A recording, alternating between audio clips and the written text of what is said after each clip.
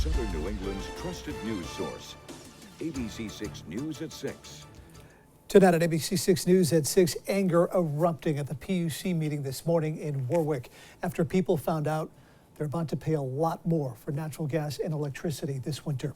Plus, the medical examiner now identifying the second body found in Mayor Menard's home in Woonsocket, as we also learn the cause of death for both. And scary moments for Pawtucket residents this morning after a chemical leak in their apartment complex. We'll get to those stories shortly, but first tonight at 6, the Celtics. It's unfortunate also that female staff members of the Celtics have been dragged into the public eye. Celtics owner Wyc Grousbeck addressing the suspension of head coach Ime Udoka over his relationship with a female staff member. The team's top brass speaking publicly for the first time since suspending Udoka the upcoming season.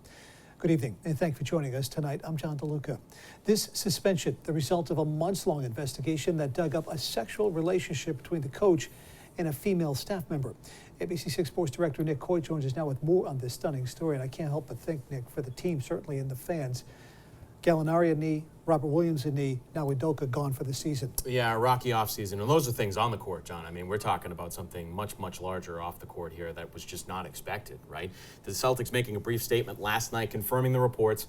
They would be suspending their head coach Ime Udoka for the upcoming season. The press conference today keeping the details of the situation understandably private, but the team was firm in its belief this was the appropriate call to make given what the facts were. The team saying it was made aware of Udoka's reported involvement with a female staff member over the summer and hired a law firm to conduct an independent investigation, which concluded this week. When that happened, the team assessed what to do and took this action. Celtics majority owner and Governor Wyc Grousbeck saying Udoka is the only member of the organization who is facing discipline for the situation, which he says involved multiple violations, and ultimately, this is where the team landed on the penalty. I take ultimate responsibility for at the Celtics, everything that is decided. But I personally feel that this is well warranted and appropriate, backed by substantial research and evidence and facts. And so I'm standing by the decision, and Ime has accepted it. Coming up later in sports, Ian Steele with more on the press conference today, the decision by the Celtics and how the season will go forward, with the team confirming Johnston Joe Mazzulla is now the interim head coach in Boston. So, John, obviously, you can't say much in a matter like this, but the Celtics did come out there and they were strong in certain words. You heard what Grousbeck there saying that the suspension was well warranted. They made a lot of research went behind this in making the decision, and this is what they landed on. Any mention of a way back for Udoka from this, or is they kept that sort of, they kind of stayed away from it with the statement last night, too. They said, we'll revisit this at a later date. They said it goes until June 30th of 2023 is when the suspension will be over. But for now, they said, we'll suspend him and then we'll revisit. So we'll see. All right. We'll see you in just a few minutes in sports. Thank you. All right. Thank you, Nick. Now to other top story tonight at 6. And so we ask you, who are leaders, who God has put in place, to do the right thing, because children will die. Protesters erupting with emotional pleas after it was announced Rhode Island residents are getting walloped with a rate increase on their electric and natural gas bills this winter. As you can imagine, and you just saw and heard, the news did not sit well with people arguing against those sizable price hikes. ABC6 News reporter Yanni Trigelis was there for the chaos that ensued after the vote. The biggest fear for some Rhode Islanders coming true. And all those in favor? Aye. The Public Utilities Commission giving the green light to raising electric bills by $50 for Rhode Island energy customers. Set to go into effect October 1st. Children's lives are at stake. Now my children are suffering. Don't insult us here like this. This is a mockery. Dozens of protesters attending the meeting, gathering outside the PUC prior to its start, and then moving inside, leading to the commission to say no to Rhode Island Energy's proposal. And they're abusing us. That's not the What point are you getting to? Yes, it is. That's the point. Saying raising these costs will be detrimental. Children will die. Children will be separated. They will not eat. Families will have to choose, do they pay their rent or do children go home in cold houses with lights off and suffer? Some customers will be given the option to defer portions of payments to next summer, as previously proposed by Governor Dan McKee, but commissioners fear that could only delay the inevitable, predicting prices to continue to rise into next year. In Warwick, Yanni Trigelis, ABC6 News. With the energy rate hike and colder temperatures looming, you may be taking another long look at how to save some money heating your home this winter. ABC6 News reporter Daniel Coach joins us now live in the newsroom with a look at the best and easiest ways to do that. Dan, what do you have? Well, John, I spoke with professionals who are on the front lines when it comes to heating energy in homes. And with colder temps coming soon, they say there are a few quick changes you can make now to get the most out of your system. With an extra $50 a month on electric energy and $227 a year for natural, Rhode Islanders are looking for more ways to save money. Robert Coogan of R.E. Coogan Heating in Warwick says the first step is understanding your own home. People don't even know their home. They don't know if there's a broken window in their basement. They haven't gone down there. They don't know if they're going to get a frozen pipe. They don't know if heat or AC is leaking out the window. Working on the front lines every day, Coogan recommends regular professional maintenance checks, but says there are 2 tricks you can do to save money now, starting with replacing your system's filter. All it takes is a little bit of dirt, dog hair, particles, everything, and now that air cannot go through the system to either be cooled or heated. A simple thermostat, energy efficiency thermostat, digital, can make all the difference to give the accurate temperature to come in the home.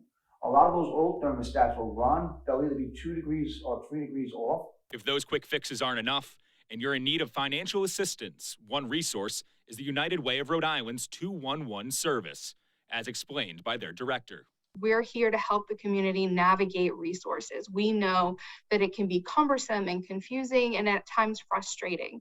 And the goal of our absolutely amazing team is to be able to help folks navigate that system. Available online and over the phone, Smith says there are numerous programs that can help those struggling to keep the heat on this winter. Whether it's the Good Neighbor Energy Fund or the LIHEAP program or other smaller utility assistance programs, we can make sure that they have access to those programs in their community. We're absolutely there to help. Again, those rates will go into place starting October 1st. You can find more helpful resources at abc6.com. In the newsroom, I'm Daniel Coates, ABC6 News. Daniel, thank you. Now to an ABC6 News update. The state medical examiner now identifying both bodies found in the home of former Woonsocket Mayor Susan Menard. The second body identified as Daniel Grabowski. The ME says he died of type 2 diabetes. Mayor Menard's body was previously identified. We know she died of obstructive pulmonary disease. Now to an ABC6 News follow-up. The boil water order for Plainville and North Attleboro has been lifted. Both towns were put under that boil water advisory on Wednesday after E. coli was found in samples. Again, that order has since been lifted and the water is now safe to drink. Time now for checking the forecast. Storm Tracker Chief Meteorologist Jeff Turner joining us now live in the Weather Center. I heard you talking about the fire pit forecast. Go at your own risk, I guess, for tonight. Yeah, I'm really torn, because I know there's so many people who watch and they love that fire pit forecast and it kind of kicks off the weekend the way you want, right? But if it's a little breezy, it could be dangerous. I'll show you what I mean in a moment. First off, Admiral Street, a lot of construction, but not too bad traffic-wise. Coming southbound's a little slow, as it always is this evening, merging to 95. But northbound moving just fine. But here's what I'm talking about. See the flags on the State House? Still kind of whipping around, right? So if you try to have that fire pit tonight, early evening or even late evening, I think the breeze could be a bit of a problem. So, only trained professionals, really good fire pitters should be fire pitting tonight.